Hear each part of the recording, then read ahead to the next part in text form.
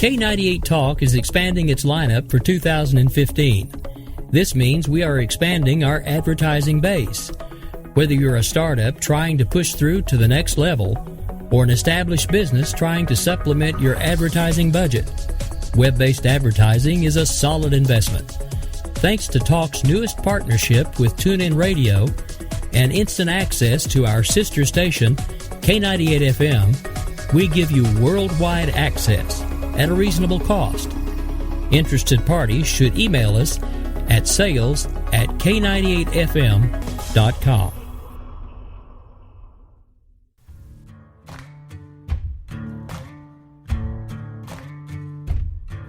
K98talk.com, a leader in internet radio. So grab your seatbelts and take the ride of your life on K98talk.com.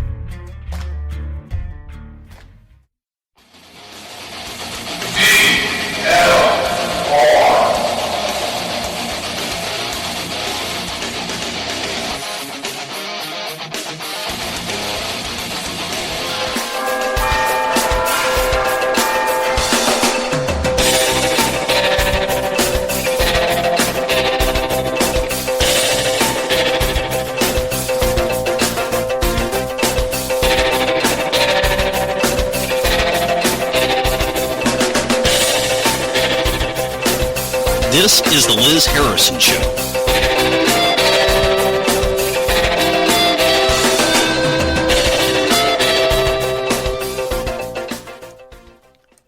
Good afternoon, I'm Liz Harrison. Thank you for listening to Vigilant Liberty Radio. If you're catching this on K98talk.com, thank you for listening there too. It is Tuesday, February 17th. My week is all confused. I was thinking it's Monday because, yesterday was President's Day, day off school, throw in, we've got winter, and start the day late. Gotta love it, Have kids at home, so of course, we deal with the foul weather, school delays. Man, I am so excited because we actually got to the double digits today. How's that global warming? Yeah, I know. All those climate type people will say, oh, it's not just warming the earth. It is causing radical temperatures. No, not really. It's called Pennsylvania. Every so many years we have this. It just happens. Believe me, I remember it. I'm not all that old, but, I can remember having bitterly cold winters as a child. I remember being bundled up like the kid in the Christmas Story to the point where, you can't move. Good old days. Stick your feet in the bread bags and then stick them in the snow boots. Yeah, anyway. Government is essentially shut down in most of the areas where the weather is really, really bad. Federal offices, of course, are closed in certain areas. I wonder, do we see any savings on that? Could be. Anyway, Obama is not having a really good week. In fact, it's a really, really bad week. I'm in a good mood because of that. It's like pick and choose. Which do you want to do? Let's see. Oh, ISIS is being attacked by Egypt. Yeah, that's a great thing. They're all happy about this in Libya because it means that Egypt is getting involved in trying to help the internationally sanctioned government there. But of course, ISIS is happy too. Okay. Now, quite a few people have been talking about an article that by Graham Wood in the Atlantic. I have not had a chance to read the whole article yet. It is very long. So this is, truth in advertising. But what I've read so far, I'm sitting here thinking, "Ooh boy, this is not this is not something to mess around with." And arguably ISIS is not, I repeat, is not what the administration claims it is. I believe that Graham Wood is spot on so far. If I disagree with him at some point, I'll definitely bring that up. But ISIS is basically Islam on steroids. I didn't blink, didn't stutter, didn't, say something that anybody should misconstrue. ISIS is Islam. ISIS is Islam. We need to have that as like a mantra and keep on repeating it to the Democrats that are relatively confused, the liberals, the progressives, what have you. But we don't need to yell at a couple people. Yeah, Mr. Tingles. Remember him? We all love to pick on him, don't we? Yeah. Mr. Tingles from the MSNBC, Chris Matthews. He is not real happy with the Obama administration. No, he's not. He is saying we're being morally humiliated. And that we, as Americans, we don't leave people behind. Quote from Mr. Tingles. We can't see people killed like this in our face and simply flip to the sports page or financial news and what's at the movies or who's going to win the Oscars and act like America, our country, is not being morally humiliated because it is.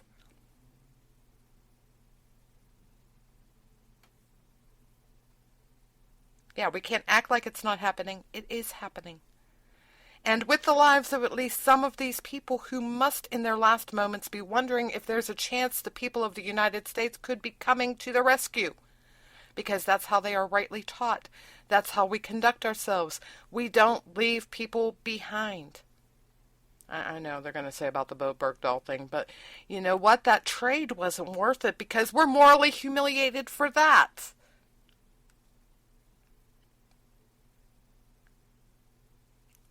You don't trade 5 major enemies for a traitor. Just saying. Doesn't happen. You don't view that person as an American anymore. Just saying. Anyway. And then Matthews goes on and saying, or wait, no, it's not Matthews. It's another Democrat, Eliot Engel, Democrat, New York, ranking member of the House Foreign Affairs Committee, says, ultimately we may have some boots on the ground there. That's not something I want, but... And then he goes on to say, there's no easy choices. We can't put our head in the sand. Oh, I'm getting excited. And another Democrat from Rhode Island, tiny little state, but I'm liking Rhode Island right now. We don't want to send a signal to the world that we're there for just so many years. Unfortunately, this battle is going to take a long time. I think we'd be better off with a resolution without a specific time limit. Now, I've said before, ostensibly, the argument for setting a time limit. If the Republicans decide, and for that matter, Democrats, if they decide to leave that time limit in place of 3 years, there is nothing wrong with doing that, assuming that they do it the right way. It just needs a little bit of tweaking, folks. It needs to say, this resolution will expire in 3 years, provided that the sitting president in 3 years, because Obama will no longer be there, and the Congress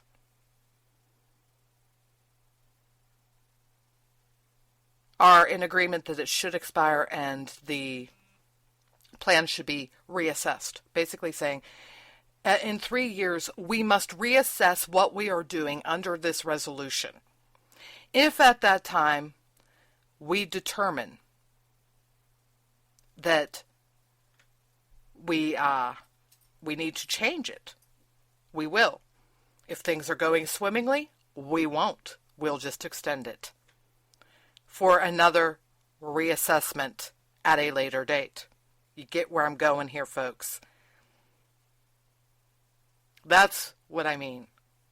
This is something that you're not talking about saying, okay, in 3 years we're going to yank all the troops and we're not going to do anything anymore, so you all could just wait it out until we decide to leave. No.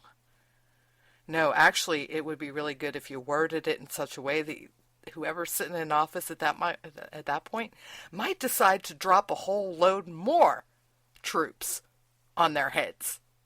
You know what I mean? Yeah. And really, it's not unrealistic to sit there and say, hey, we need to consistently assess what is going on, how effective our actions are, and we don't need to be going back and doing 20 million resolutions to do this.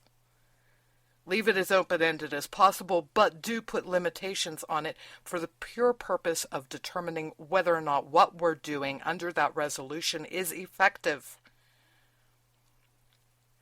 You know what I mean? This makes sense. Come on now. Quit getting upset. I understand. Obama sets these time limits, and you assume, rightfully so, that he's looking for an easy out, and he doesn't want to leave the troops on the ground. But the mere fact that he put it a year after he is out of office could be taken as a recognition of the fact that, maybe after 1 year of the next president being in office, that president might want to seriously reassess what we're doing. And we don't want to have that new president tied into this president's ideas. And that sounds like a good thing, by the way. Just saying. Because this president hasn't been that great when it comes to his ideas, especially where foreign policy is concerned. But, we got Mr. Tingles all upset. But it gets better. It really does. It gets better. Yeah. Yeah, it just keeps coming. The hits keep coming. MSNBC host Ed Schultz. Even he's coming out against the president. Schultz is saying that we are being targeted, or that people are being targeted because of their faith. Oh no. ISIS isn't about Islam. This is not a religious war. Oh, wait a minute. Sorry, Obama, but Ed Schultz just said on MSNBC, this is a religious war. Wow. I'm loving this. This is great. This is great. Of course, I'm all excited about these things, but you know what I'm really waiting for? I want to see, and hopefully I will at some point. I'm loving certain guys right now. Loving Mike Miller and Larry O'Connor over at IJ Review because they're just hammering this stuff out. Marie Harf, my favorite State Department spokeswoman to pick on. Yeah. She was on the air with Chris Matthews, Mr. Tingles, who isn't really happy with the way that things are going. Yeah. Matthews asked Harf if America was killing enough of them, referring to the members of ISIS. Harf responded,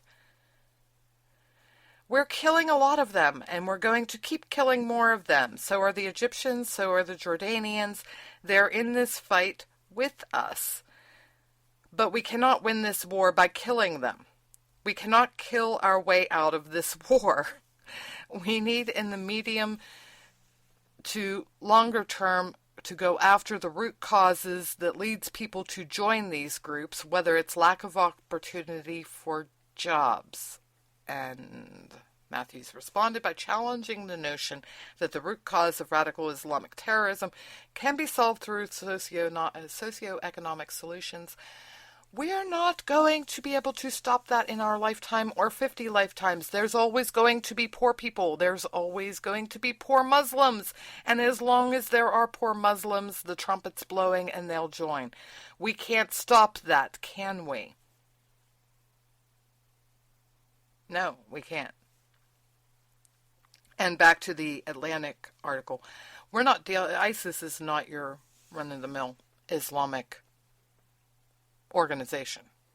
It is an Islamic organization, to be sure, but they are nihilistic, as in they are hoping to take part in the end times. Yep, I didn't stutter. These folks are looking for the end of the world. They are looking for playing their part to go and end up in their paradise as a result of bringing on the end of the planet, the end of humankind. That sounds a little bit deep, doesn't it? That doesn't sound very much like a run-of-the-mill offshoot of Al-Qaeda, does it? It's because it's not. Of course, delusional presidents don't necessarily understand what they are dealing with.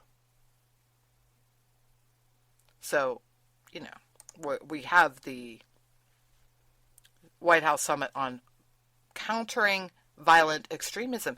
So we should be all right. We should be just fine because they're going to be talking about anything but ISIS.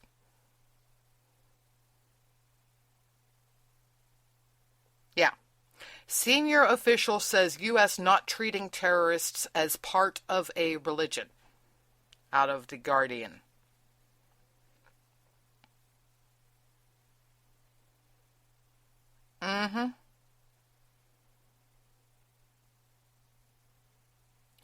And of course, the Anti-Terrorism Summit reinforces fear and hate toward Muslims, critics warn. You know what? Suck it.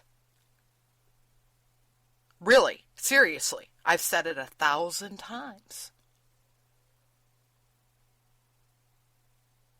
I have said it more times than I care to count. And I'm going to keep saying it. Over and over and over again. ISIS is Islamic. Muslims have a problem with us addressing that. Clean your own house.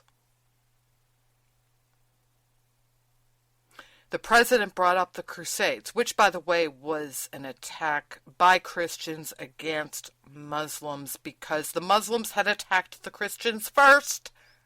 Just saying. History is hard, especially for a constitutional scholar. Stop with the moral equivalency. It doesn't happen. Guess what? Christians, thousands of years ago, straightened out their house. We've got a few wackadoodles. Well, we haven't heard from them in a while because their fearless leader died, Westboro Baptist. But they weren't killing anyone. And when the pro-life folks went off the reservation and started killing abortion doctors, what happened there? Oh, yeah. It rained hell on their heads. From within. Their own, obviously they caught hell from other individuals too. But Christians that actually agreed with them said, no, we don't do this anymore. It is hypocrisy. We policed our own. You have a problem with ISIS, take up arms and knock them down. I don't care if you are Muslim or not. But I am particularly annoyed with Muslims that sit there and say, we are not ISIS. Yes, you are. Own it. That's the first step. This is like a alcoholism 12-step program. First step, own it. You own You're radicals. They are your fault. Your problem. And if you're going to sit there and whine at us about the fact that we're being lumped in with terrorists that agree with us ideologically. Really? Sure, you may not agree with them going out and bombing people and shooting people and doing all of those things, beheading people, setting people on fire. You may not agree with those things, but the base beliefs of this organization are yours. What is driving them to do those evil things is your belief system. And you want me to feel sorry for you. And you want me to treat you with kid gloves and act like it has nothing to do with you at all. Go away. Really, leave. Europe, you showed us, multiculturalism does not work in democratic societies. Does not work. It creates this. Crazy organizations that go out and hurt people for fun. Because that's what it is. Really. They are enjoying themselves. They are using a faith to justify what they are doing, and they are enjoying themselves. It is twisted, bizarre, and absolutely beneath contempt. But the fact remains, ISIS is Islam. Lovely mantra. Keep saying it. ISIS is Islam. Okay? And who cares if any summit or any other activity done by any government across the world reinforces fear and hate toward Muslims? In fact, you know what? We need to. Because either A, it is going to cause the end of ISIS and probably Islam as a whole, or B, the peaceful Muslims, see the King of Jordan maybe, will finally stamp out this nonsense and take responsibility for the individuals that agree with them ideologically that went off the goddamn reservation. You know? Just saying. And, you know, this is something that we need to be facing and understanding. Jordan understands. Jordan understands. What are they doing? They're bombing the hell out of them. Egypt understands. The president of Egypt was saying on the 1st of January, he was screaming at his religious leaders, saying, you need to stop this. You need to stop the fear and hatred that is being built up against Islam, against Muslims, by the radicals among you. Wow. That sounds remotely similar to what happened to the Christians back during the Crusades and the Spanish Inquisition. Which, by the way, yeah, Islamic terrorism is far worse than the Spanish Inquisition because the death toll is much higher. Just September 11th far exceeded the death toll for the Spanish Inquisition, which was 450 years, wasn't it? Wow! Islam's really rocking it. They managed to go and have their radicals kill more people in one day. One morning. Than the Christians managed to kill with a horrible system of justice, which, by the way, is comparable to the current Sharia law. in some ways. Yeah. 450 years it took them. And they didn't come anywhere close to what was the number of people killed in one day. And by the way, folks, you could go and take that number from 9/11 and multiply it by 10, 100, 1,000. I don't know. We're losing count at this point, really. I've seen them around, the tickers about deaths due to Islamic radicalism. And once upon a time I had someone, an old friend, who said, but what about the ones killed by Christians? Now, that's not happening anymore. We can't run a ticker doing that. I mean, if we're going to just go and talk about Christians going and killing people purely over religion, doesn't happen anymore. Do Christians go and fight back when they get attacked by someone else? Yeah, but I don't think that that's the same thing. They're not killing these people because they failed to follow Christianity. They are killing them because they were attacked by them. Exactly.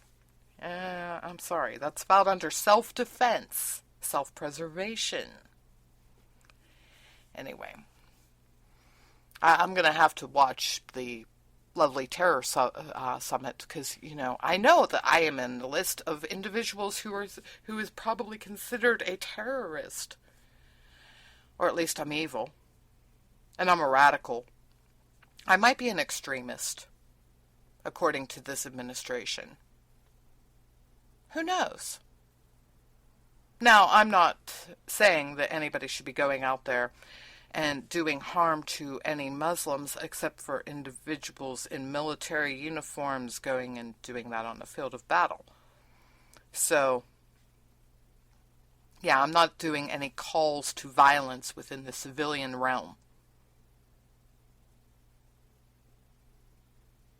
But, hey, don't have a problem with states sitting there sending their military to smack down individuals that do attack civilians and kill them.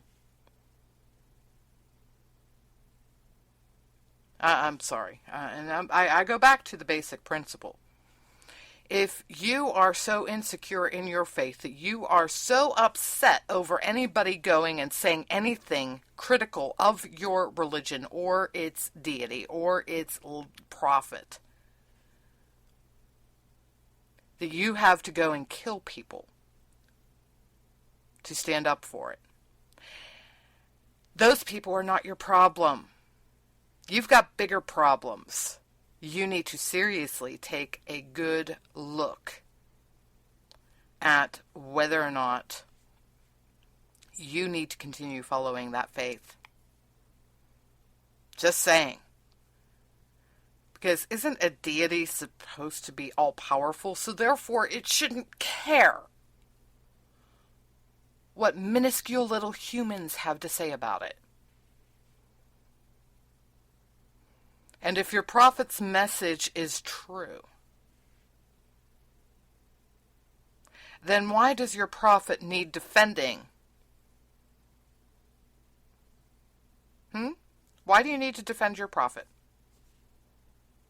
It shouldn't matter if anybody says anything wrong about him. Anybody who disagrees with you as far as faith is concerned. Shouldn't matter. Oh, wait a minute, I forgot. Your prophet said that you need to kill anyone who disagrees with him. Yeah, I understand. And you need to oppress the people who follow your prophet, because if you don't oppress them, if you don't control them, then they won't remain faithful. Is that the story? Yeah, I think it is. And we're supposed to play nice with these people, right? Because they continue to follow a twisted theology that encourages invoking fear, promoting hate, and using violence to enforce their belief system. And we need to be worried about reinforcing fear and hate toward those people. I understand. Okay, no, I don't. I'll be back after the news.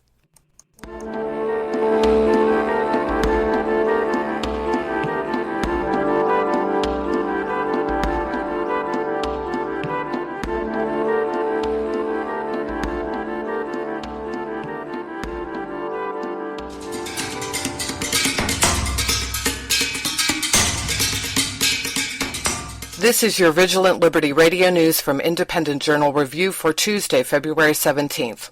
Following a federal judge's ruling which temporarily blocks President Obama's executive action granting legal status to more than 5 million illegal immigrants, the White House has struck back, saying Obama was within his constitutional authority to do so. White House Press Secretary Josh Earnest quickly issued a statement which read in part, "The Supreme Court and Congress have made clear that the federal government can set priorities in enforcing our immigration laws, which is exactly what the president did when he announced common sense policies to help fix our broken immigration system. The district court's decision wrongly prevents these lawful common sense policies from taking effect, and the Department of Justice has indicated that it will appeal that decision. Obama's executive action would give illegal aliens who have been in the country for at least 5 years and are parents of U.S. citizens or legal residents a 3-year work permit. The permit would then allow them to apply for Social Security numbers and driver's licenses. Critics charge Obama's action would create a loophole that would allow illegals to register to vote, albeit illegally." MSNBC's Ed Schultz called for the U.S. to send ground troops to combat ISIS after the brutal murders of 21 Egyptian Christians. Schultz even went as far to call the actions of ISIS a religious war. On his show, Schultz said, "And I think this act of mass murder amounts to a religious war. Now we all have our own interpretation at this point. This continues to go on. At this point, these people were targeted, as I see it, and murdered because of their faith." Schultz made clear he thought the U.S. has not been strong enough in its response to actions of ISIS.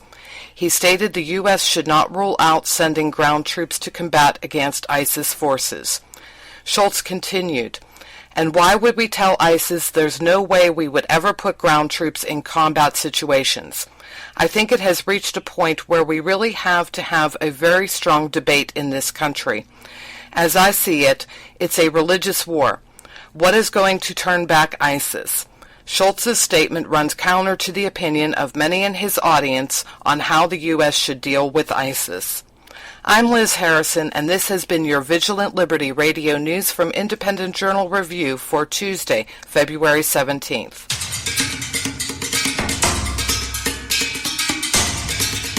Hi, this is Jason Dibbler, co-host of Q with a View, heard every Tuesday night at 9 p.m. Eastern Time on FTR Radio. Right now, FTR needs your help in making the jump into the 21st century through some long-needed equipment upgrades.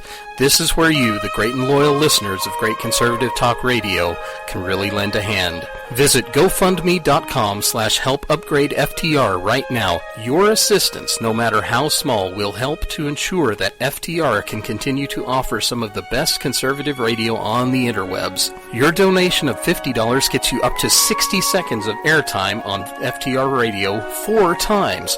For $100, your ad will run 10 times, or if you don't want to run an ad, you can have 30 minutes of FTR airtime to talk about anything you want. There are other thank yous for other levels of giving as well, but those are some pretty great offers. We hope you'll consider making a small donation to help keep quality conservative talk radio alive and thriving on the internet. Visit GoFundMe.com/helpupgradeFTR today. Thank you. Hi, this is Steve Hamilton, station director at AltCon Radio, and that sultry voice you're listening to is Liz Harrison on The Liz Harrison Show.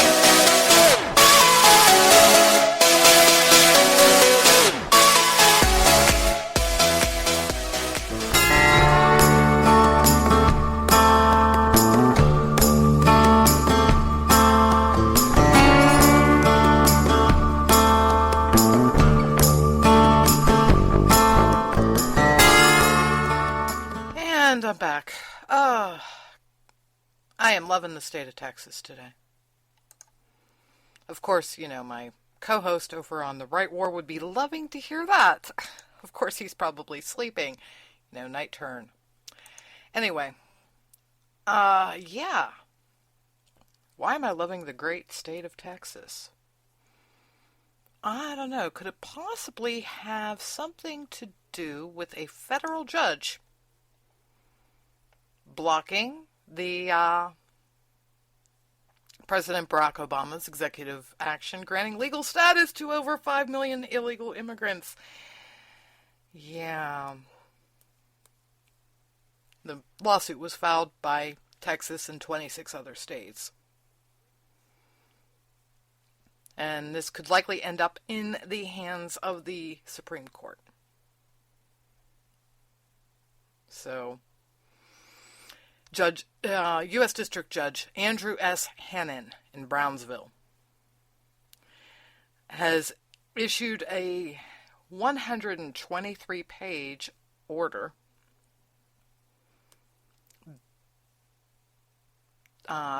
barring the immigration officials from implementing Deferred Action for Parents of Americans, or DAPA, and expanding Deferred Action for Childhood Arrivals, or DACA. Yeah. Now, before we go on, you know, I got to give a little bit of kudos or little love to the great state of Texas. You know, Texas patriotic style or something. Here we go.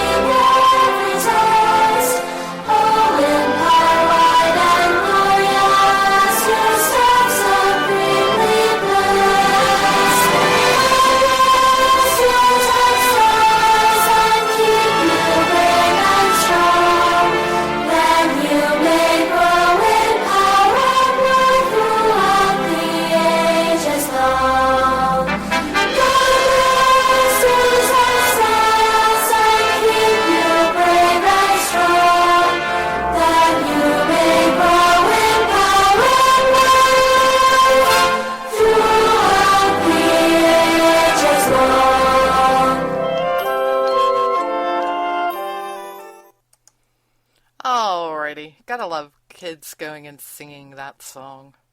Really do. Anyway. Yeah, I had to play that because I'm in a good mood.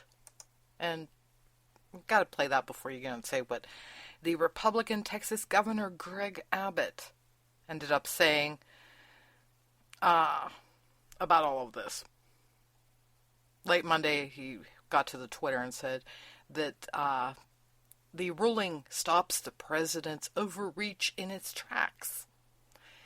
And, quote, "We live in a nation governed by a system of checks and balances, and the president's attempt to bypass the will of the American people was successfully checked today." Yep. And it bars the federal immigration officials from implementing any and all aspects of the program that Obama announced in November. So what does this mean politically? Paging the GOP. We've got to get your attention here, folks.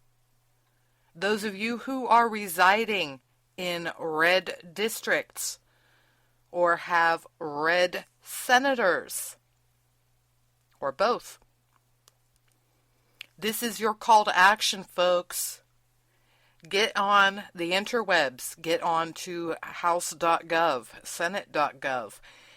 Get your contact information if you didn't already have it for your representatives. Why? Get on the horn. Tell your representatives in Washington, the members of the GOP, do not drop the ball.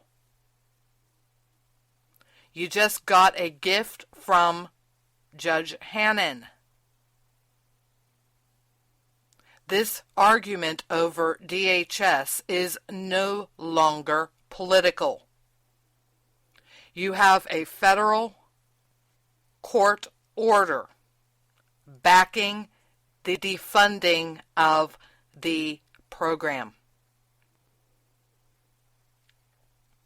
That is your take, period. This isn't about Obama. This isn't about the Democrats. This isn't about the illegal aliens. This is nothing about any of that. All of this rests on Hannon because there is not a chance in hell,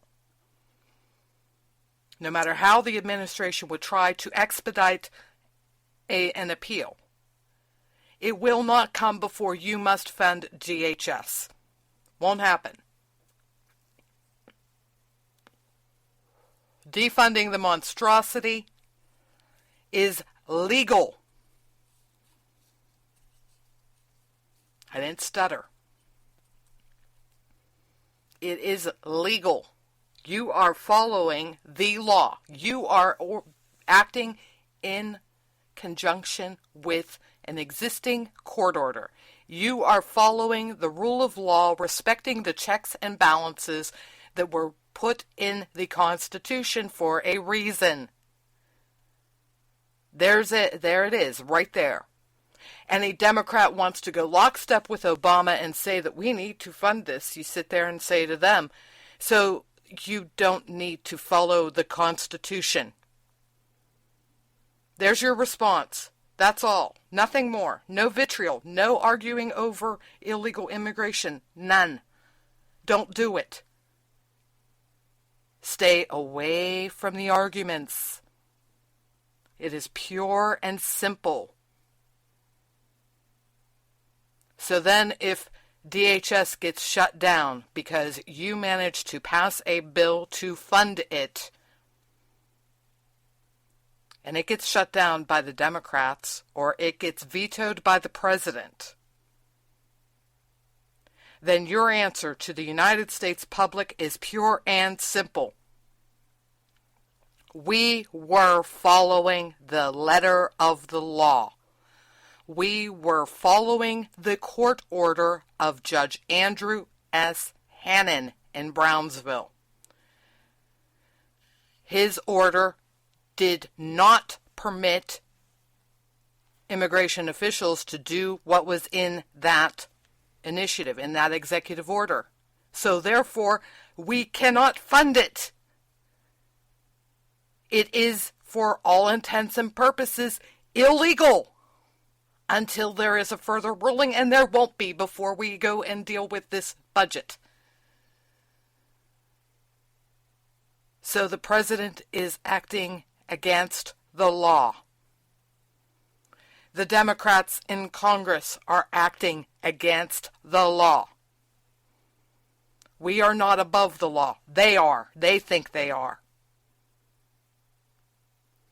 And they would put our people in peril to disobey the law. This is it. Paging the GOP. No arguments. None. You are following the law. Period. We are following the law. We are following the law. Mantra, mantra, mantra. Keep on saying it. Don't falter from it. Yes, there's a possibility that this administration will manage to beat this on appeal. But I got news for you, sweetheart. You do what I just said. You sit there and you say, anyone who wants to fund this at this point is lawless. The chances of this getting overturned radically decrease. And there's a good reason for this. See, This administration has done a damn good job of bullying other branches in government to do what it wants. And when it hasn't managed to do that, it has done whatever it wants on its own. The executive branch has been ignoring the checks and balances. And I've got news for you. When you start trampling on what individuals perceive as their job description, particularly in government, when you start ripping that apart and saying, you are not valid, what you do is invalid, I don't care what you do, I don't care about the power that was theoretically granted to you by this government, I'm going to do whatever the hell I please. People start getting annoyed. Just saying. Just saying. So this is important. Do not grasp defeat from the jaws of victory here.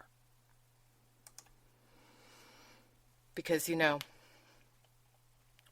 the president is already showing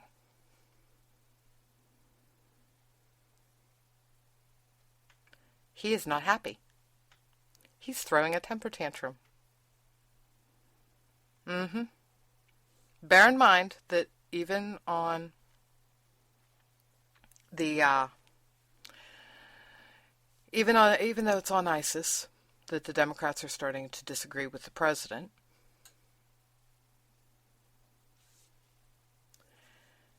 this is starting to all fall apart. Everything is starting to unravel.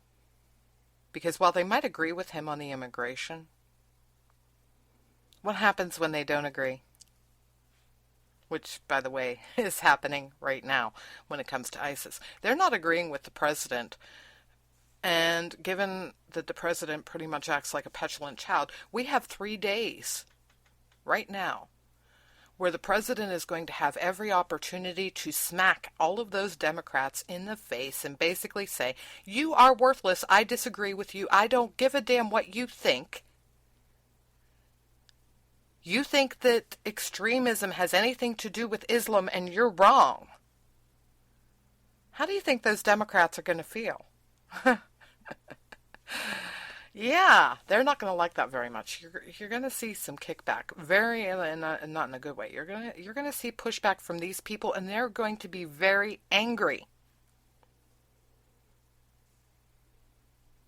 Anyway, as it was said in the news, Josh Earnest responded to the federal judge's ruling, calling this common sense policies to help fix our broken immigration system.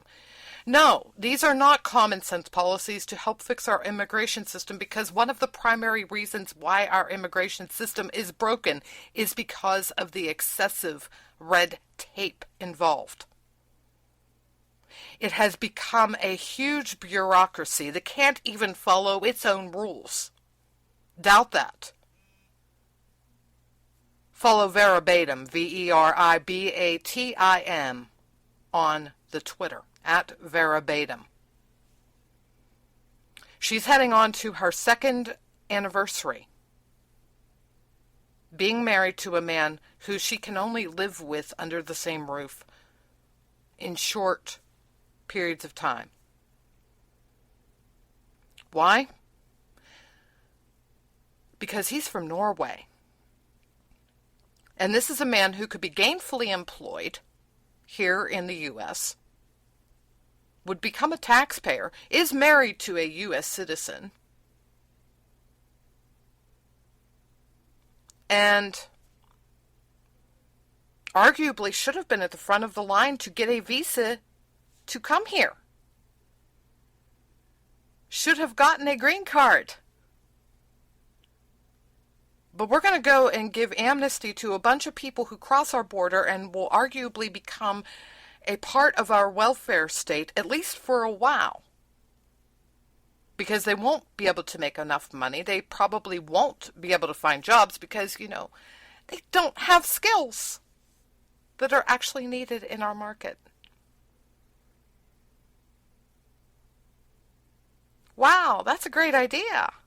Oh, and we need to, increase the minimum wage and go and make it even more difficult for people that are already here to find jobs by flooding the market with these people. That's a good idea. No. I'm sorry, we can't fix everything. We can't fix... honestly, the amount of money that we would spend on these people to keep them here in the U.S., if we spent it in the countries where they came from, and I'm not talking about foreign aid because it would just end up in the pockets of the horrible leaders that they have in those countries, which are ostensibly the reason why they wanted to leave in the first place. No. If we would send charitable organizations en masse down there with pantloads of money, they wouldn't want to be here because life wouldn't be so bad. Just saying. Hell, we'd probably spend less money to get rid of any bad leaders that would be stupid enough to sit there and say, we don't want you to make the lives better for our citizens, and we're going to attack your charitable workers, and we're going to hurt them and kill them because they came here to try to help our people. We'd still spend less and end up with better results. But we can't manage to get a man and wife living under the same roof. Oh, wait, I forgot. We hate Europeans. It's all right because they might actually, not vote Democrat. Maybe that's why they don't like him, because he's a conservative. There it is, right there, folks. Inexcusable. You go to the websites that have to do with immigration policy, rules, etc.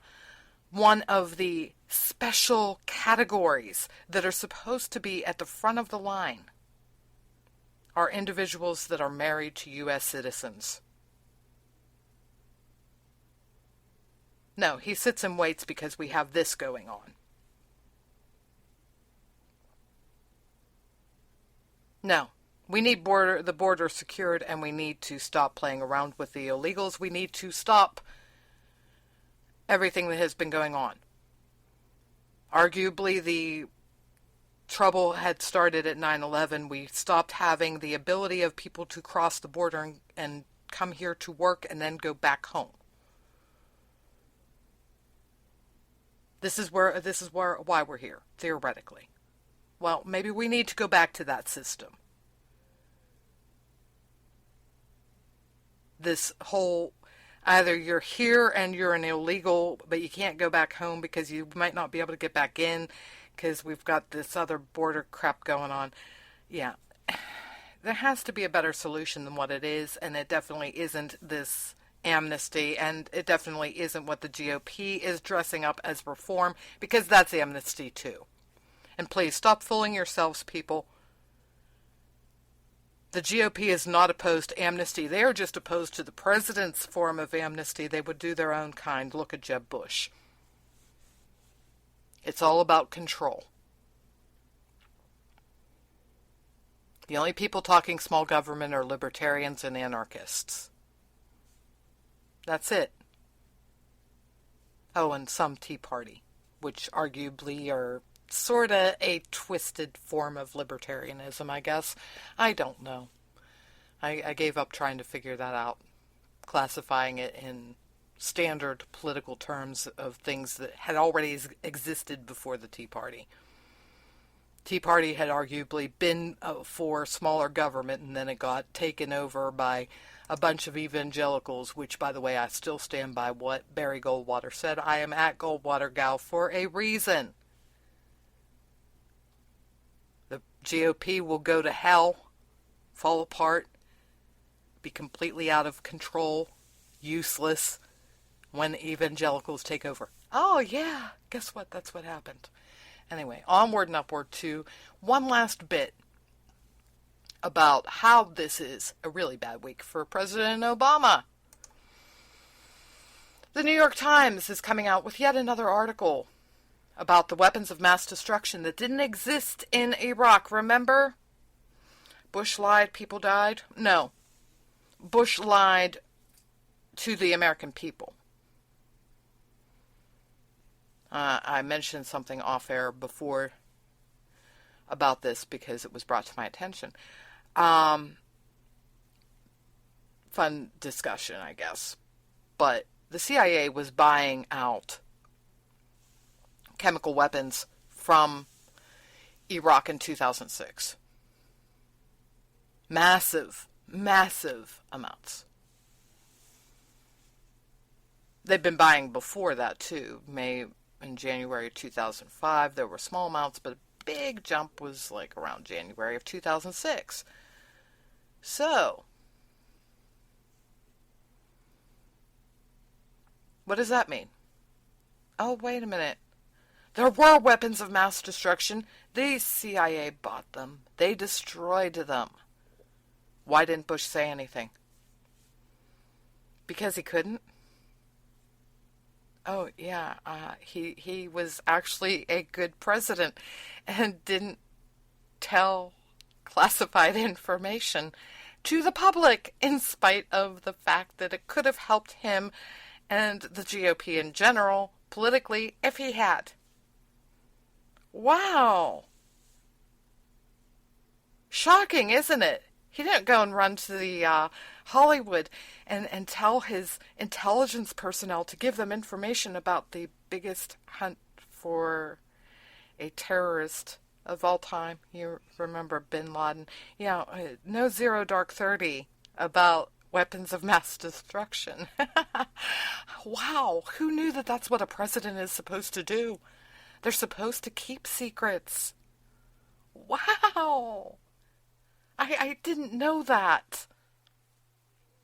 I mean, after all, I thought that, President Obama had it right. You just go and get out there and make the public understand everything that you've done in secret and let other countries and organizations know a little bit more about the inner workings of your government and intelligence and defense mechanisms. Wow. Oh, okay. Yeah, we get the point, don't we? Political expediency and showing off. They're more important than keeping us safe and keeping secrets that are meant to be kept. Because no matter how much you'd like to have, absolute information and know all the things, there are a lot of things the American public really should not know. Anyway, it is about that time. So, coming up at 2 p.m., we have The Right Mics with Mike Miller and Michael Hausum from IJ Review. I mentioned Mike Miller earlier. You should be reading both of them on IJ Review, of course. Otherwise, it is Tuesday night. I have to think about these things. The Roundtable of Extreme Liberty is coming up tonight, 10 o'clock Eastern. And other than that, yeah, my head is muddled because we've been in the middle of changing the Vigilant Liberty Radio website, so bear with me. Tomorrow I will be back here at noon and hopefully have some more interesting tidbits for you. Maybe something from the There Is No Such Thing as Islamic Terrorism terror symposium, whatever it is that the president is having. Yeah. It should be fun. I love talking about delusional behavior. Anyway, have a great afternoon. I am out of here.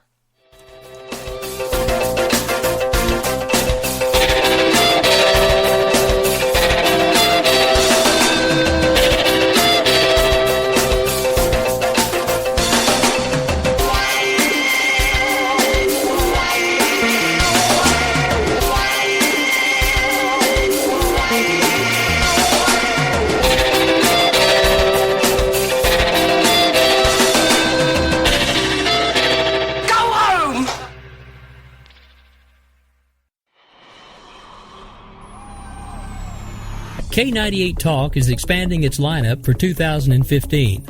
This means we are expanding our advertising base.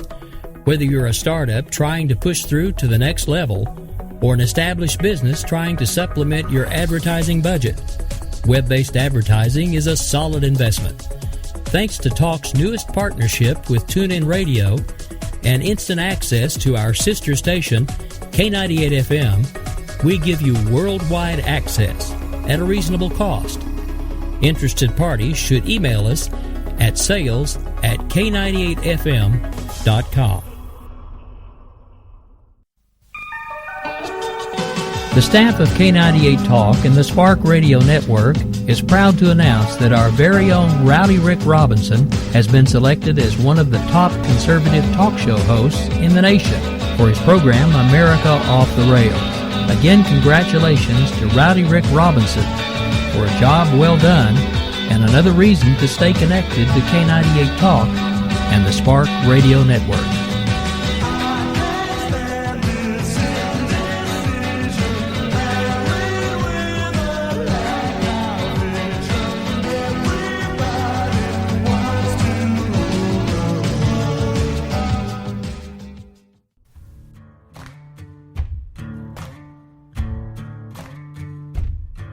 K98Talk.com, a leader in Internet radio. So grab your seatbelts and take the ride of your life on K98Talk.com.